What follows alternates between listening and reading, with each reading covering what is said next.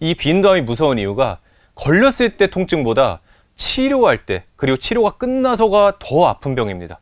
그렇기 때문에 보통의 암이랑은 약간은 차이가 있는데, 보통의 암은 굉장히 뭐 증상이 나타나고 어디가 아프고 막 살이 쭉 빠지고 뭐 식욕도 없고 구토가 나오고 뭐 이런 증상들이 있는데, 이건 그렇지 않아요. 너무 건강하고 활발하고 문제가 전혀 없는데 대부분 90% 이상의 증상이 동일합니다. 이런 증상이 다 없지만 90% 이상의 환자들이 여기요, 림프절이 붓습니다.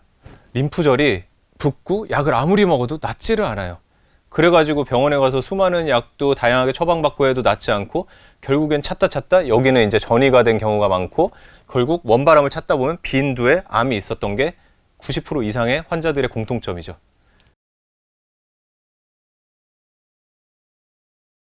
그리고 제가 대부분 증상이 크게 없다고 했는데 증상이 있긴 있어요.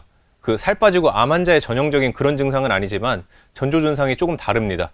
비염이 굉장히 심한 경우가 있는데, 저도 비염이 되게 심했고요. 증상이 되게 비슷해요. 그냥 비염 증상이랑 비인두암 증상이 비슷해가지고 비염인 줄 알고 무시했다가 3기, 4기 되는 경우가 되게 많다고 합니다. 저 역시 좀 그런 케이스였던 것 같고요.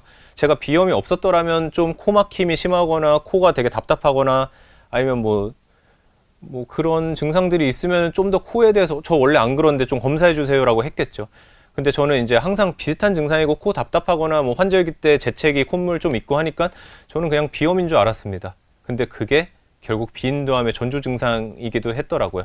그거랑 아니면은 또 이제 굉장히 심해지는 경우에는 여기 혹이 크게 생기니까 이런 시신경계가 다 연결되어 있어 가지고 영향을 주게 돼요. 그래서 이제 귀가 안 들리거나 귀가 멍멍하거나, 아니면은 눈이 이제 사물이 하나로 보여야 되는데 두 개로 보이는 경우들이 있대요. 그런 분들은 이제 비인두암의 공통적인 증상이기도 합니다.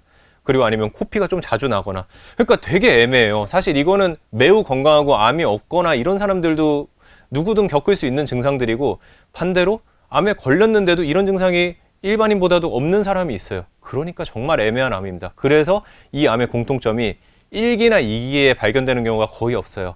왜냐하면 여기가 이제 붓는 경우가 대부분이라 그랬잖아요. 그렇기 때문에 여기가 붓는다는 거는 림프절, 림파선으로 이미 전이가 된 상태고, 전이가 됐다는 거는 일단 3기 정도부터 시작한다고 보시면 되거든요. 그래서 원바람만으로도 이렇게 발견할 수 있는, 왜냐면 여기에 암이 있다고 바로 이렇게 느낄 수가 없어요. 여기는 근데 이제 붓는 순간 이미 육안으로도 발견이 되고, 만지면 통증도 굉장히 막 아프고 뭐 좀 잡히는 것 같고 그런 증상들이 있거든요. 그렇기 때문에 비인두암이 굉장히 발견하기도 어렵고, 그런 의심하지 않으면 알 수 없는 병이기도 합니다.